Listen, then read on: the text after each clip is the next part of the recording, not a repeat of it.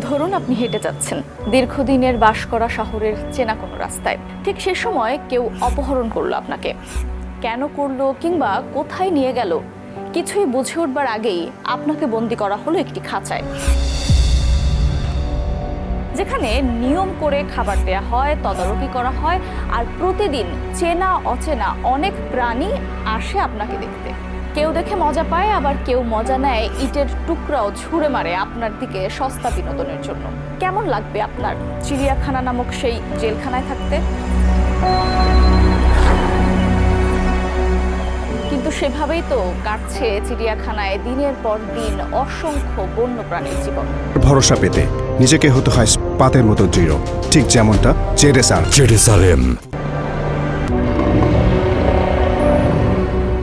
ডিসেম্বরের 5 তারিখ মিরপুর চিড়িয়াখানায় খাঁচা থেকে একটি সিংহী বাইরে বেরিয়ে গেছে।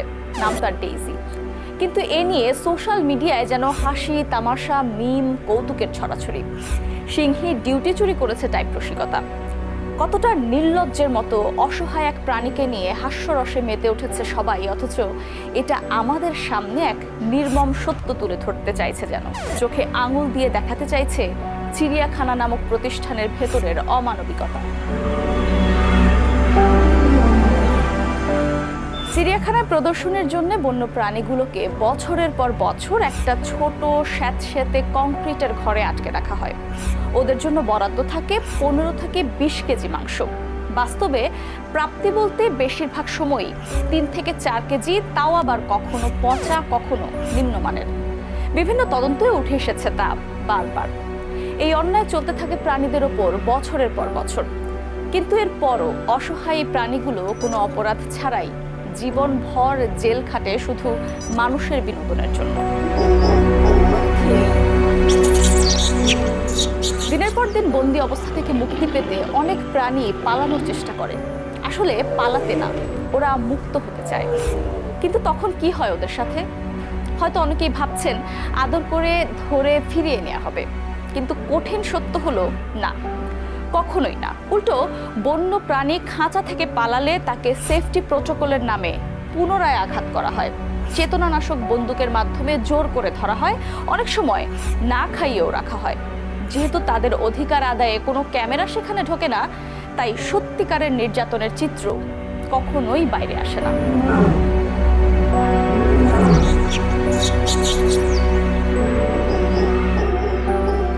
আশ্রয় যদি নিরাপদ না হয়, তবে আদৌ কি সেই আশ্রয়ের প্রয়োজন আছে?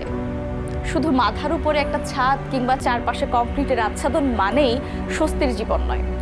পৃথিবীর অনেক দেশ ইতিমধ্যেই বুঝে গেছে চিড়িয়াখানা মানে বিনোদন নয়, বন্দী।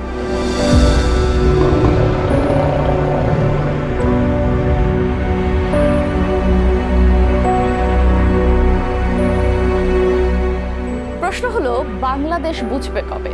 এদেশে চিড়িয়াখানার সিংহ, বাঘ, হাতির জীবনের 90% সময় কাটে রড কংক্রিটের একটি খাঁচায়। যার শিকার করার কথা সে খাবার পায় বাটিতে, যার দৌড়ানোর কথা সে 5 পা ঘুরে হতাশ চোখে তাকিয়ে রয়।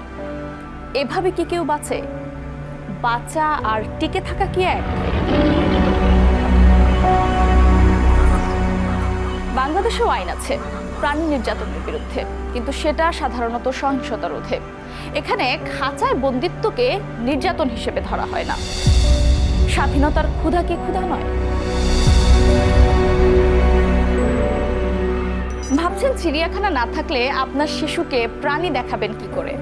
আসলে প্রাণীদের স্বাধীন রেখেও বিনোদন নেওয়া সম্ভব, সে উপায়ও আছে। দরকার প্রাণীর প্রতি নির্মমতা বন্ধ করা।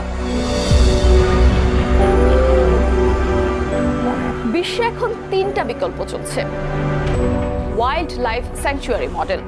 এখানে প্রাণীরা থাকবে তাদের স্বাভাবিক মুক্ত পরিবেশে, খোলা জায়গায়, যেখানে তারা নিজেদের মতো চলাফেরা করবে।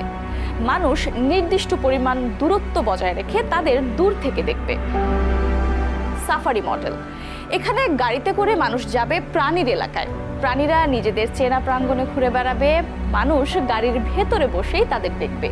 এখানে মানুষ শুধু পর্যবেক্ষক, আর প্রধান অধিকার থাকবে প্রাণীদের।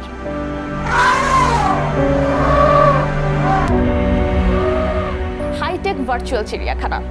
এখানে থাকবে AR VR হোলোগ্রাম প্রযুক্তি, যেখানে বাচ্চারা সিংহ, বাঘ, হাতি সব দেখতে পাবে বাস্তবের চেয়েও বাস্তবভাবে। বাচ্চারা প্রাণীও দেখবে সবচেয়ে কাছ থেকে, আবার এজন্য কোনো প্রাণীকে খাঁচায় বন্দি রাখতে হবে না। পরিশেষে বলতে চাই, মানুষ বদলালে আইন বদলাবে, আইন বদলালে চিড়িয়াখানার ভবিষ্যৎ বদলাবে, আর চিড়িয়াখানা বদলালে একটি দেশ বুঝবে সত্যিকারের সভ্যতা আসলে কি। খবর এসেছিল মিরপুরের সিংহীটা পালিয়েছে। আসলে তো ও পালায়নি, ও মুক্ত হতে চেয়েছিল। বলতে চেয়েছিল, মানুষ, পৃথিবীটা শুধু তোমাদের নয়, পৃথিবীটা আমাদেরও।